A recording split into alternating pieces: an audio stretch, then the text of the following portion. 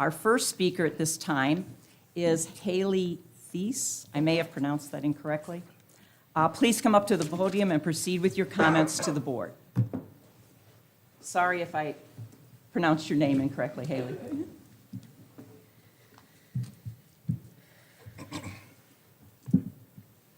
For 2 weeks, our pro-Palestinian anti-war student protest has clearly communicated to ISU leaders our demands.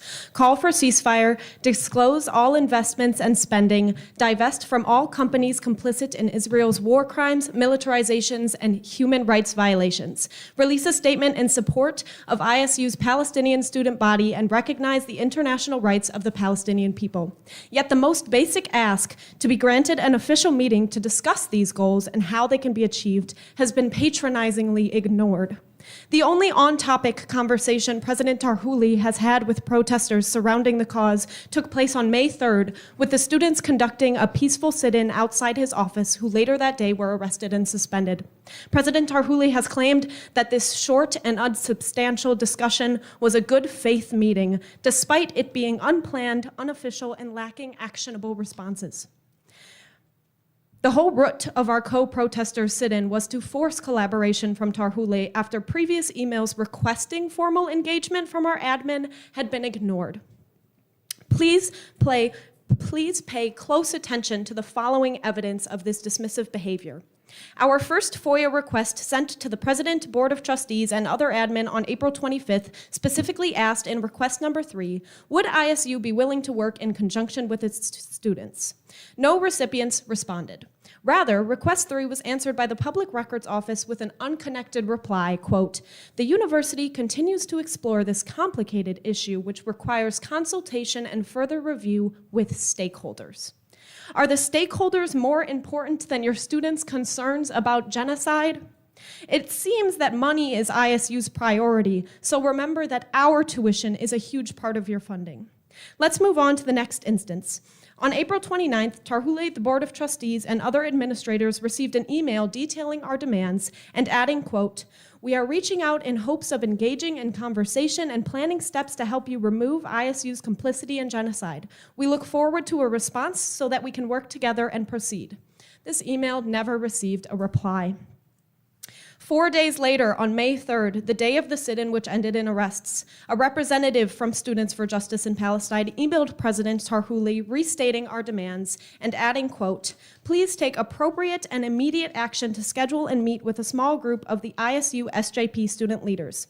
This received a vague, evasive reply that contained no mention of planning a meeting or discussion at all. Still, we have continued pleading for a respectable meeting.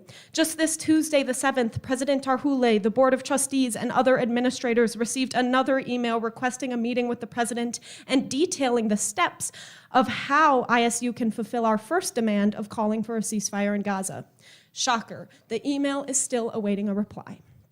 While this isn't even a full list, let's move on to some face-to-face interactions in which our purpose and demands have been brushed aside. Just this past Wednesday, we conducted another sit-in at Hovey Hall. When the president walked through us to get to his office, we asked him why he hasn't responded to our emails or attempted to collaborate on working towards our demands. The president ignored all questions and instead talked over us, asking irrelevant questions about our finals. When asked why he shunned our questions and walked past smiling in our faces during such serious inquiry, his only response was, quote, I'm a nice man. Upon his exit, we again questioned him continuously, but the only response he had was that, yes, he had seen our emails. Another example took place that same day after the SGA meeting when President Tarhouli was approached by Students for Justice in Palestine's president, who again had relevant and important inquiries about the president's inaction. But all he had to say was no comment, did you finish your finals, and have a good summer. With Israel's ground invasion of Rafah closing in and so many Palestinian civilians, children, and babies already murdered and starved, shameful is a grand understatement of the ignorance our administration has shown. In light of all this blatant disregard, we have come to face you, the Board of Trustees, and again request a formal meeting to discuss our demands and plans of disclosure and divestment. You will receive another email today from Nick Tay requesting this meeting.